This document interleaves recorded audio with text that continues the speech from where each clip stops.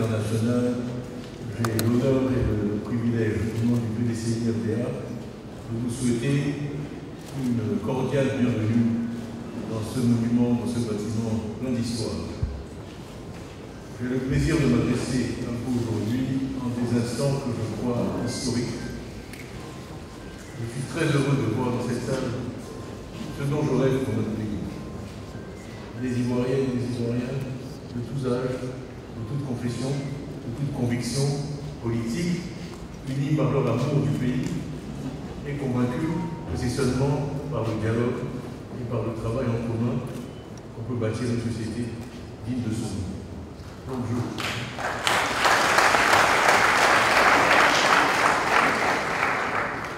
je veux saluer, avant que notre porte-parole s'adresse à vous, vraiment le travail fait par toutes et par tous pendant des mois.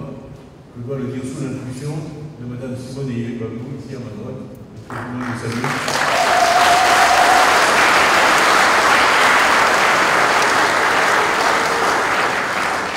Et de Mme Danielle Monique Labrie, à ma gauche, je vous demande de saluer.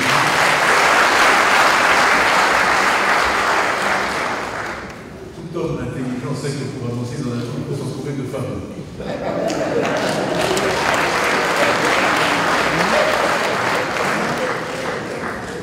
Donc j'ai appliqué ce principe, le travail a été fait et bien fait. Donc sans plus de... On a dit c'est un mot de bienvenue, donc c'est un mot de bienvenue. Je vais m'arrêter là. Répéter que nous sommes très heureux, honorés de recevoir toutes ces personnalités et sommités à la maison du PDCI. Et sans plus de précautions oratoires, je vais passer la parole à notre directeur de cabinet qui va nous conduire pour la suite de la cérémonie. Juste un mot pour dire que, à mesure que le ramadan avance, l'éloquence baisse un peu. Donc, je ne veux pas manquer toute incohérence dans mon discours. En fait, à la 10e journée, ça devient de plus en plus dur. Et je salue donc tous ceux qui jeûnent comme moi. Si je ne partage pas votre mot tout à l'heure, ne m'en veuillez pas. Et je salue également nos frères chrétiens qui sont en carême. Plus sérieusement, je pense que ça veut dire que cette réunion se déroule à une date propice. Quelle que soit la religion qu'on a, on est dans une période sainte. Et donc j'espère que Dieu guidera de façon bienveillante les travaux aujourd'hui. Voilà, merci pour votre attention. Nous sommes là ce matin. Nous vous avons invité ce matin pour vous annoncer aujourd'hui la création de la coalition des partis politiques membres de l'opposition ivoirienne, dénommée Coalition pour l'alternance pacifique en Côte d'Ivoire, en abrégé CAP Côte d'Ivoire.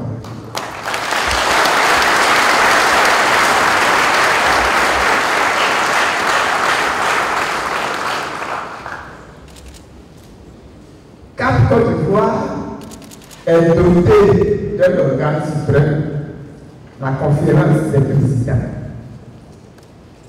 Et le coordonnateur de cette conférence des présidents, le coordonnateur que nous nous sommes choisis, est le président du PDCI, M. Yann Ali.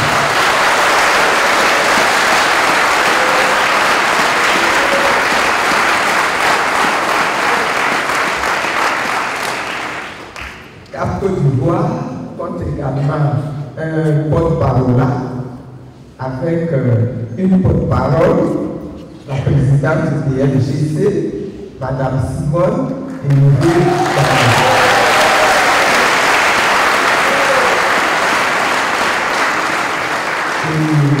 une porte-parole adjointe,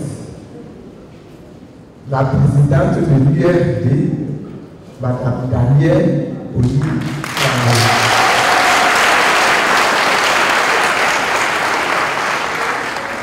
La conférence des présidents est également assistée d'un secrétariat technique dirigé par un secrétaire permanent, assisté de 3 secrétaires adjoints, tous cadres des partis membres de la coalition. Le 25 octobre 2025,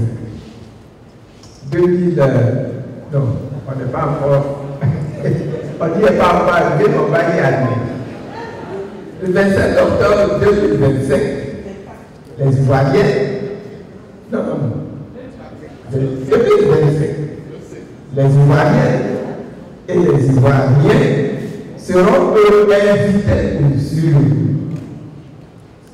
selon les dispositions constitutionnelles de notre pays pour élire leur présidente ou leur président.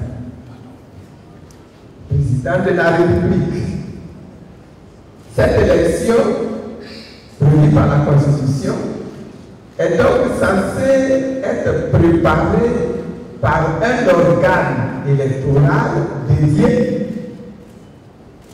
Or, cela ne s'annonce pas sous les meilleurs auspices.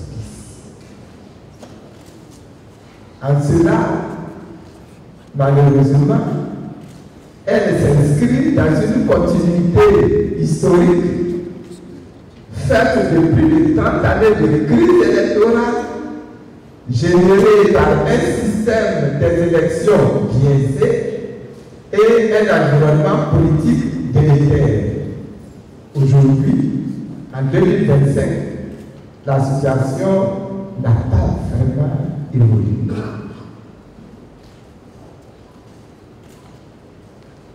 Ainsi, depuis un an, interpellé par les manquements à la loi, par les passages en force, par la surdité de la CEI, l'opposition ivoirienne, suivie par la majorité des Ivoiriens, n'a eu de cesse de tirer la sonnette d'alarme et d'inviter à un dialogue national sur les questions électorales. La grande activité politique, médiatique et diplomatique des 12 derniers mois témoigne à sa faveur d'une conscience claire des enjeux du moment et des dangers encourus par la paix civile si le système électoral n'est pas révisé de façon sérieuse et profonde. Cette crainte, exprimée formellement depuis avril 2023, a donné lieu à un travail concerté dont le premier acte officiel après les réunions tenues le vendredi 17 mai 2024 au siège du MJC a consisté à la signature d'une déclaration conjointe de plusieurs partis politiques et organisations de la société civile le 23 mai 2024 au siège du MJC. Il était alors question de dénoncer le démarrage à Catimini de l'opération d'actualisation de la cartographie électorale par les préfets et les sous-préfets. Et d'appeler déjà à cette époque-là à l'ouverture d'un dialogue ouvert et inclusif, de sorte que les points de désaccord soient réglés en amont pour permettre l'organisation d'élections transparentes et d'élections apaisées. Le deuxième acte fort a été la tenue d'un point de presse sanctionné par une deuxième déclaration le 9 août 2024, ici même à la maison du PDC. Réitérant leur appel au dialogue national, les partis d'opposition, les organisations de la société civile signataires de la déclaration ont affirmé leur désaccord quant à la conduite du processus électoral tel qu'engagé alors. Le samedi 21 septembre 2024, à Beauvoir, à l'issue d'un long travail de réflexion sur le système électoral, les forces d'opposition coalisées décide de saisir directement le chef de l'État. Un premier courrier est donc envoyé au président de la République, M. Alassane Ouattara, le 26 septembre 2024, pour solliciter l'ouverture d'un dialogue politique. Les points dont il souhaitait débattre portent sur le découpage électoral, la liste électorale, la commission électorale indépendante CEI, le code électoral, le financement des élections, la réforme constitutionnelle qui s'ensuit, la communication ou la gestion du service public de l'information et la sécurisation des élections. Le chef de l'État n'a pas réagi à cette demande. L'opposition ivoirienne tiendra une nouvelle réunion du haut niveau des présidents des partis politiques le lundi 14 octobre 2024 à la maison du PDC, qui va décider alors d'adresser un deuxième courrier au chef de l'État. C'est le ministre de l'Intérieur et de la Sécurité qui, le 29 octobre 2024 et le 7 novembre 2024, répond à nos deux courriers de demande sur la convocation du dialogue politique.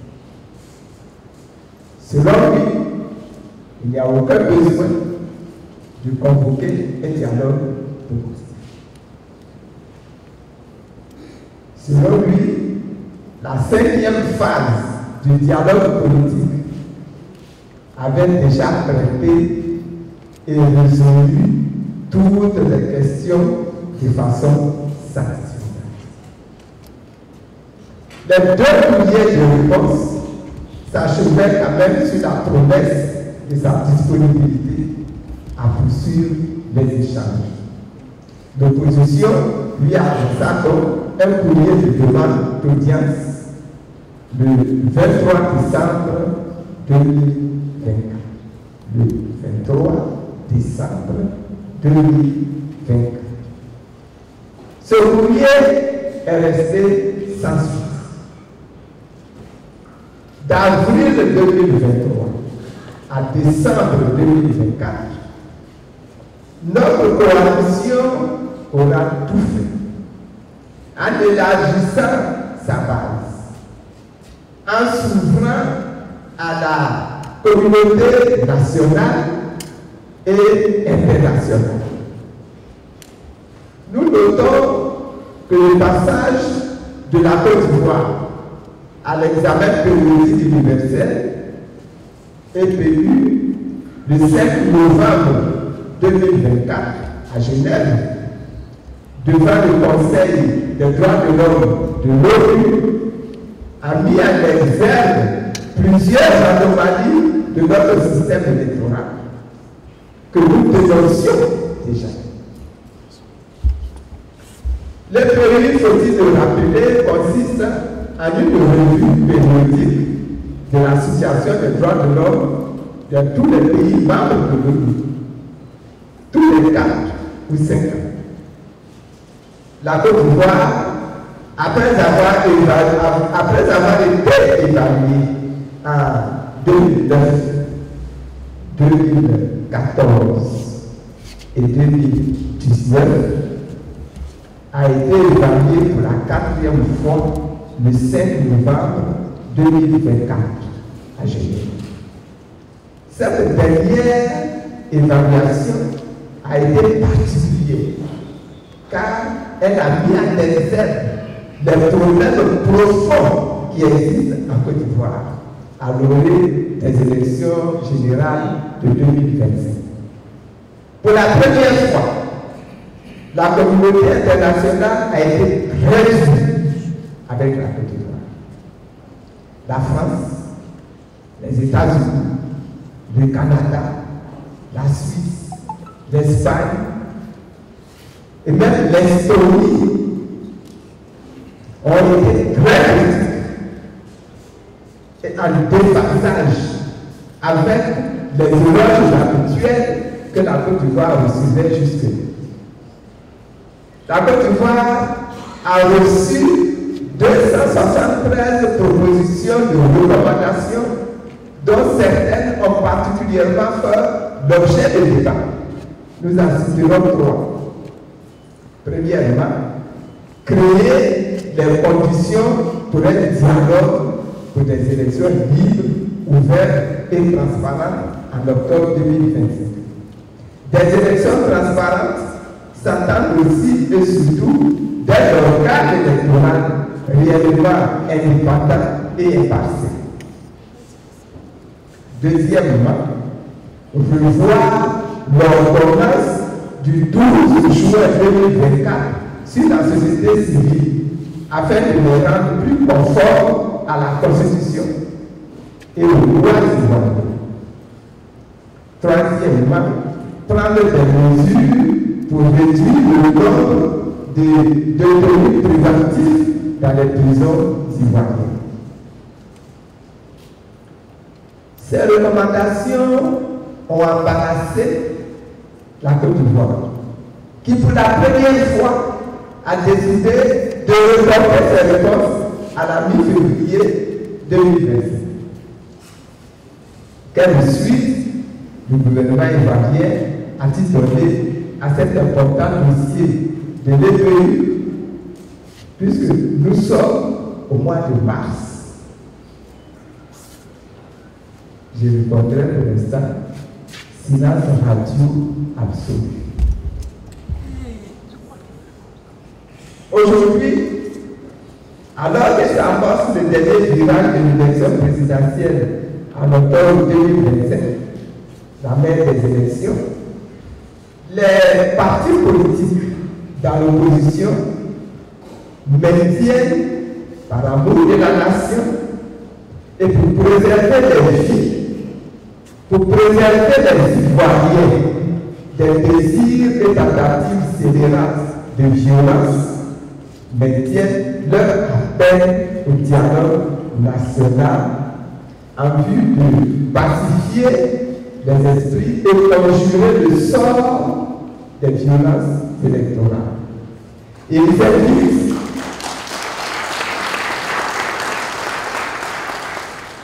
invitent les délégataires du pouvoir, c'est-à-dire le régime RHDP, à user de la chose du peuple, qui est le véritable souverain, à user avec parcimonie et avec un grand sens de la responsabilité.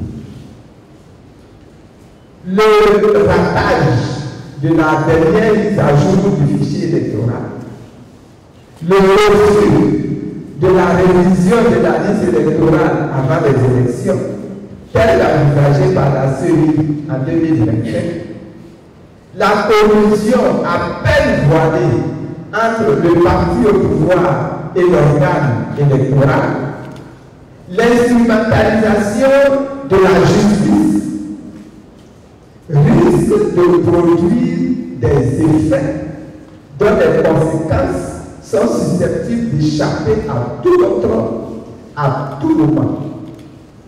Il urge de s'asseoir à la table du dialogue. Pour sa part, notre coalition a décidé de ce jour de franchir une autre étape dans son projet de renforcement du regroupement de l'opposition par la formalisation de cette structure. C'est pour ça que nous vous annonçons aujourd'hui la création de la coalition des partis politiques dans l'opposition.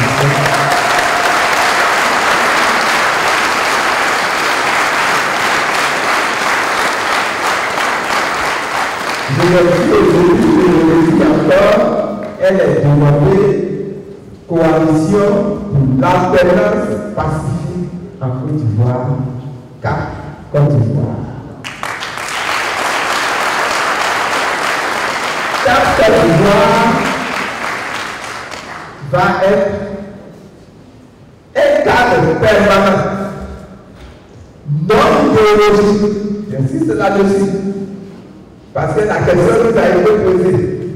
Ça va être un cadre permanent, non idéologique, de concertation et d'échange des partis politiques dans l'opposition, en vue de déterminer et de mettre en œuvre des actions unitaires pour obtenir la réforme du système électoral ivoirien.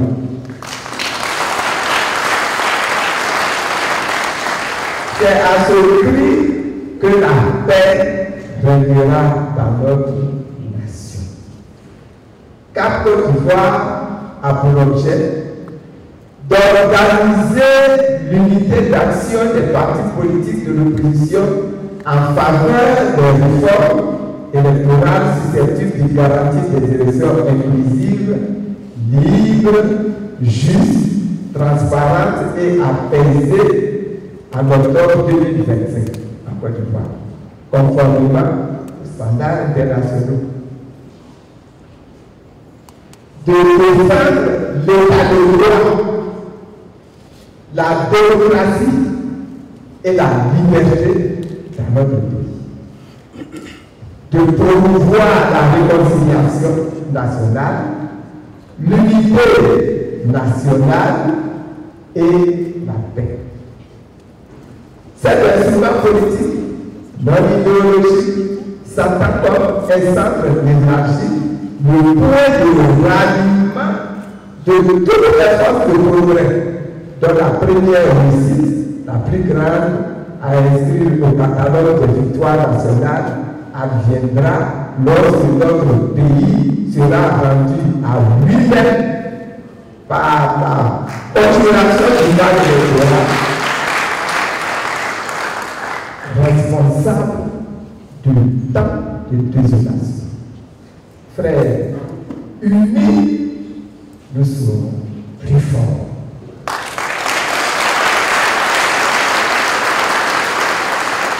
La mission que s'assigne Cap Côte d'Ivoire est nationale.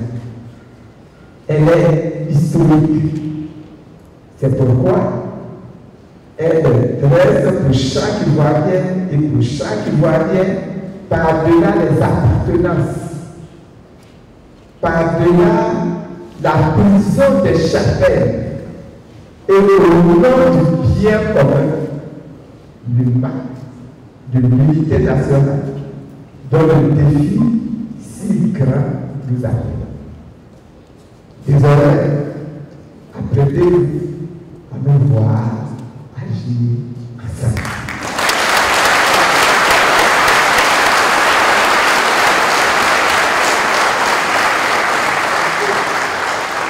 L'élection présidentielle d'octobre 2025 doit entrer dans les esprits comme ce tournant historique où le peuple de Côte d'Ivoire a montré sa grandeur et sa maturité à la face du monde.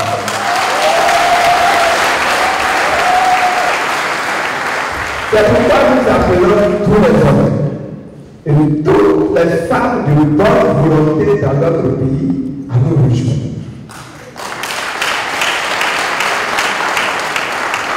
Nous voulons construire ensemble une société cohérente, mature, responsable, respectable et respectée, dans laquelle le peuple et le peuple seul choisit celui ou celle qui le gouverne.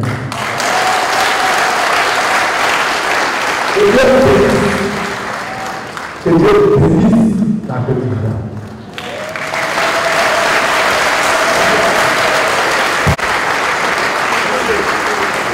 Merci, veuillez vous asseoir. Et le suivant.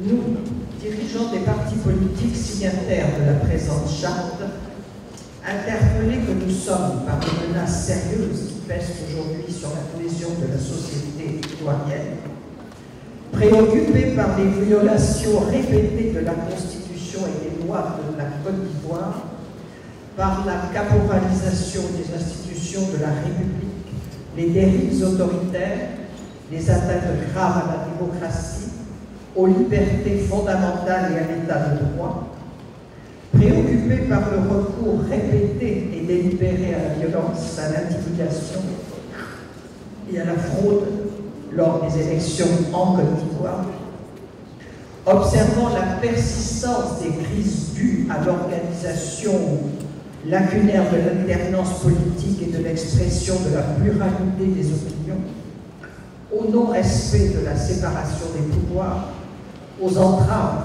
à l'exercice des libertés citoyennes, observant les dangers que fait courir à la nation la perspective d'une élection non inclusive et non démocratique en octobre 2025, vu la nécessité d'œuvrer pour l'unité, la réconciliation et la cohésion nationale, la paix sociale et la stabilité du pays. Conscient que l'union fait la force et déterminé en cela à créer un large consensus autour d'une initiative pour réformer le système électoral, c'est dit nécessité de générer un nouveau contrat social bâti sur l'état de droit, les valeurs démocratiques et le sens de la République. Avons donc décidé de nous regrouper pour l'intérêt général dans une plateforme politique non idéologique dénommée Coalition pour l'alternance pacifique en Côte d'Ivoire, Cap Côte d'Ivoire, dont l'objet, la durée de mission, l'organisation et le fonctionnement sont définis par la présente charte. J'aimerais bien quelques applaudissements pour la charte.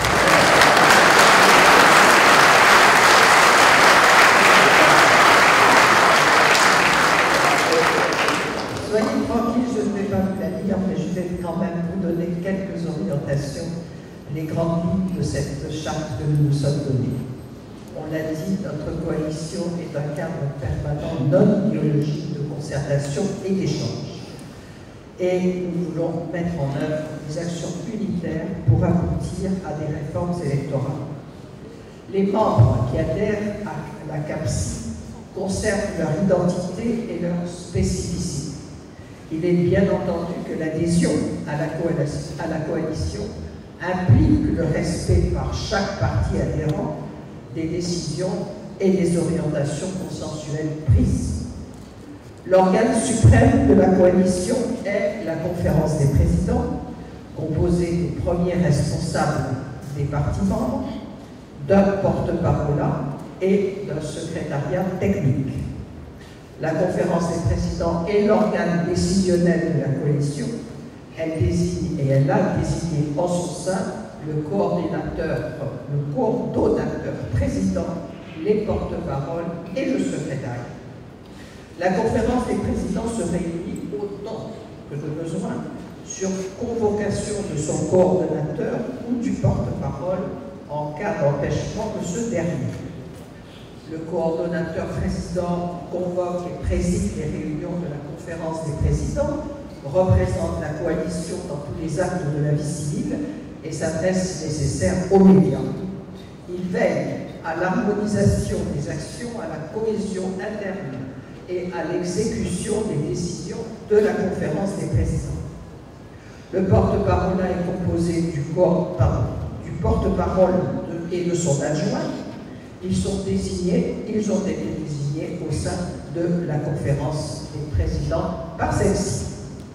Le porte-parole remplace le coordonnateur de la conférence des présidents en cas d'empêchement de celui-ci. La conférence des présidents est assistée d'un secrétariat technique dirigé par un secrétaire permanent assisté de 3 secrétaires adjoints.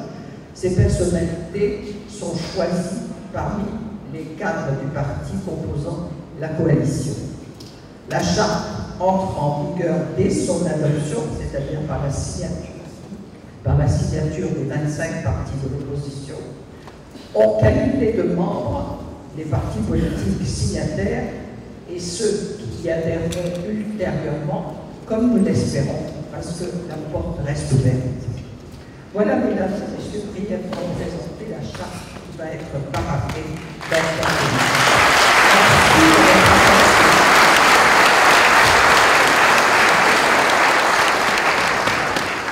Nous disons merci à la présidente de l'URD.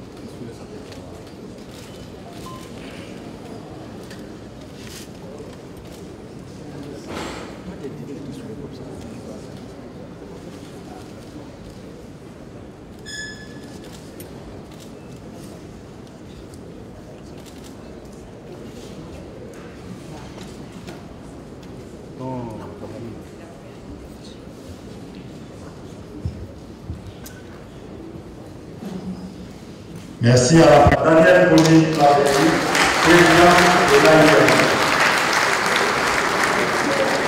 de l'URD.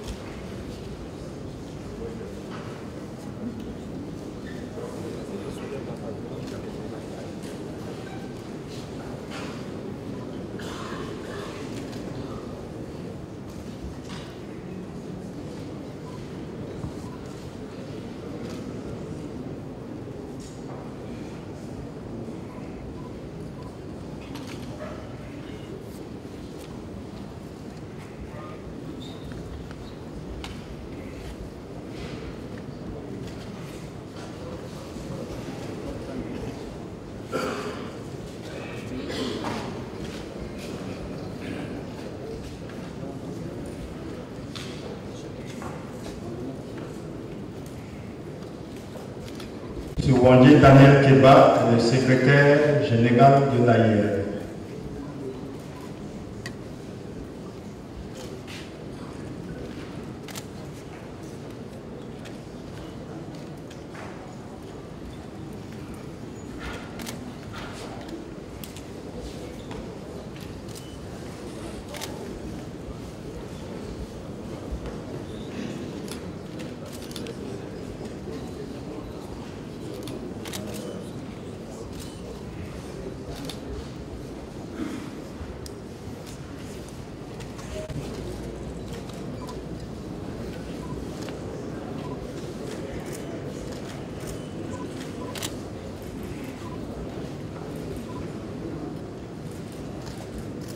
Président, lève un peu la tête.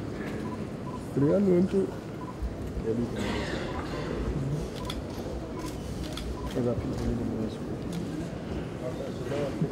Bitou, voilà. Ok. Voilà. Ça va. Voilà. Ok.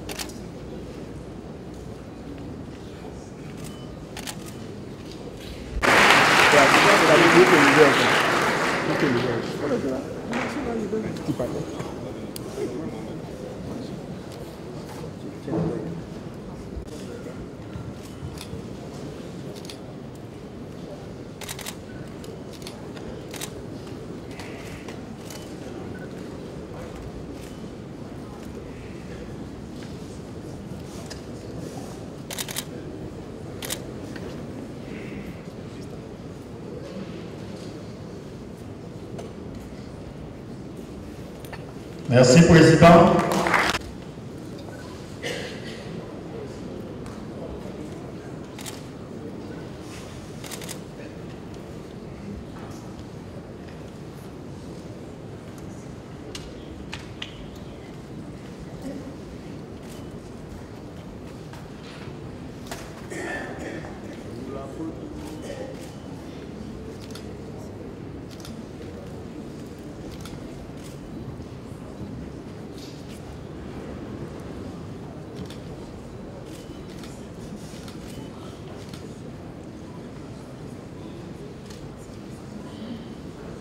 Merci, Président.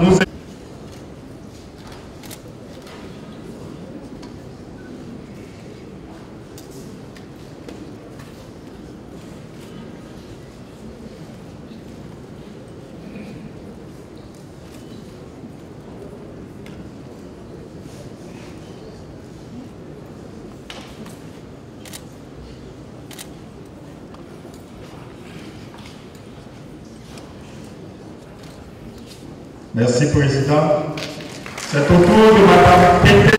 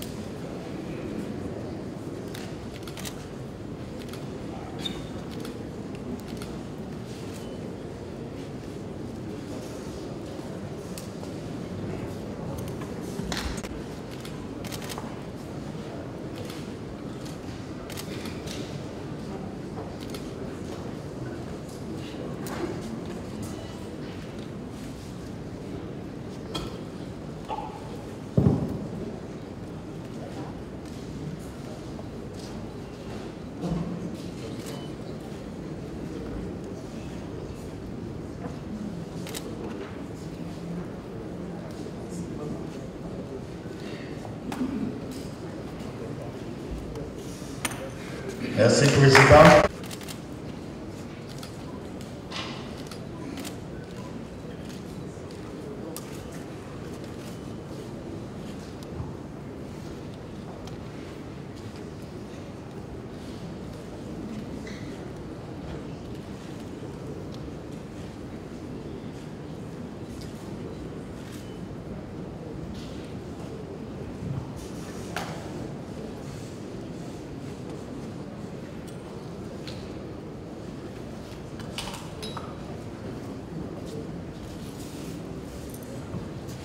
Merci.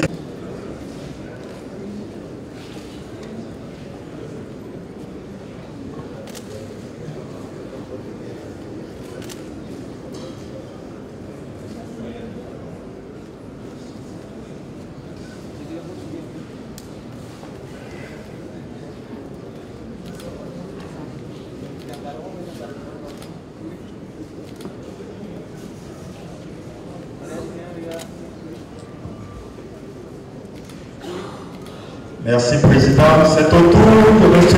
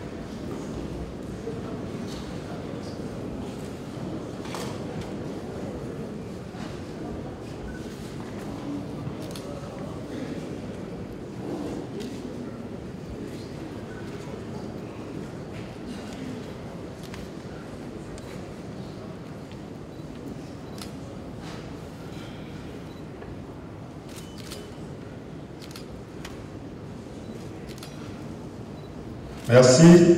Pour la...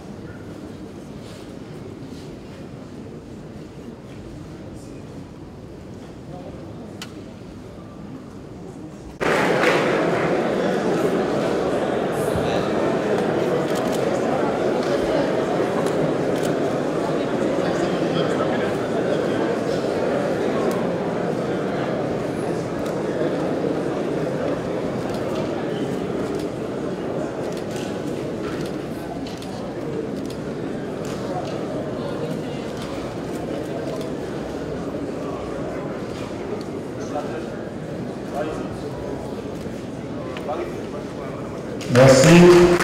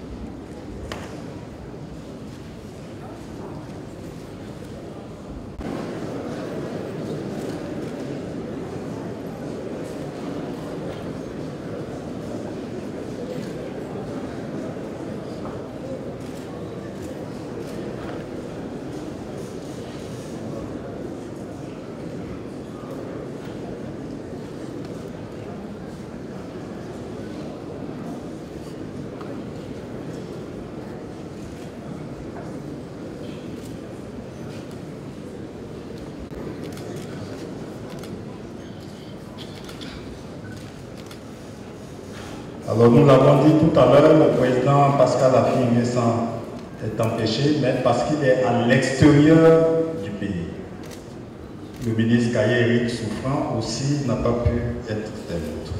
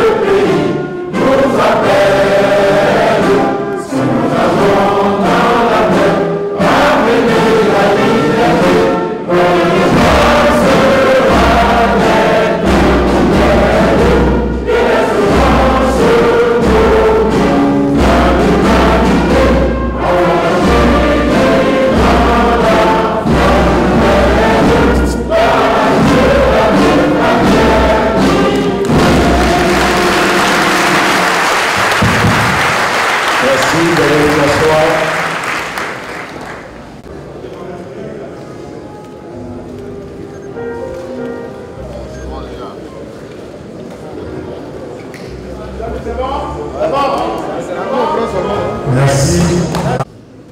Messieurs les représentants d'États, amis et d'organisations internationales,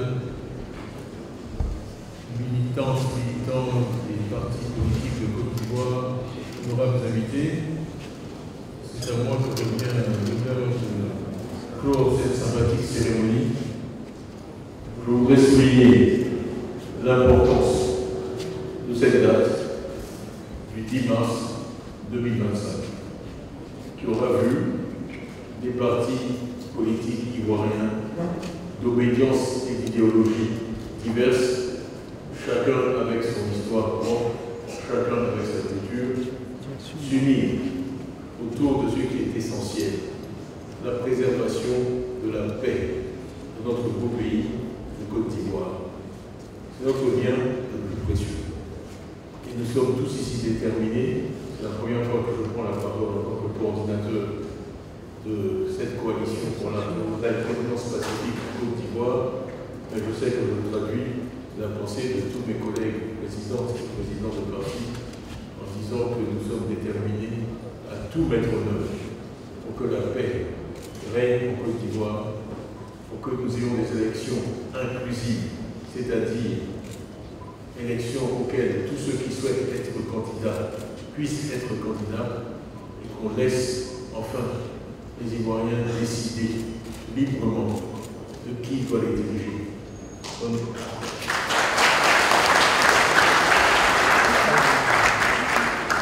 La démocratie est un préalable au développement et à la justice sociale et à l'harmonie dans une société. Donc nous voulons tous ensemble œuvrer pour que cette harmonie règne en Côte d'Ivoire. Il n'y a pas de fatalité dans ce domaine quand je vois d'autres pays, même dans notre région, que ce soit le Sénégal ou le Ghana, réussir une alternance pacifique. Je ne vois pas pourquoi ce ne serait pas possible en Côte d'Ivoire. C'est cette conviction qui nous anime. Je souhaite remercier chacun des partis qui ont accepté de s'engager dans cette coalition. Il n'y a pas de petits et de grands partis dans cette coalition, il n'y a que des partenaires qui partagent le même objectif, qui est de remettre notre pays sur le chemin de la démocratie. Donc je les remercie, je suis très honoré de la fonction qu'ils ont bien voulu me confier et dont je m'acquitterai avec toute mon énergie. Et je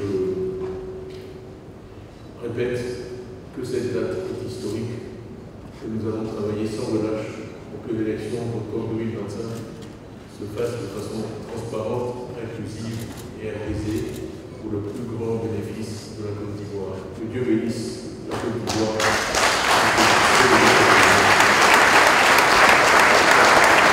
Merci.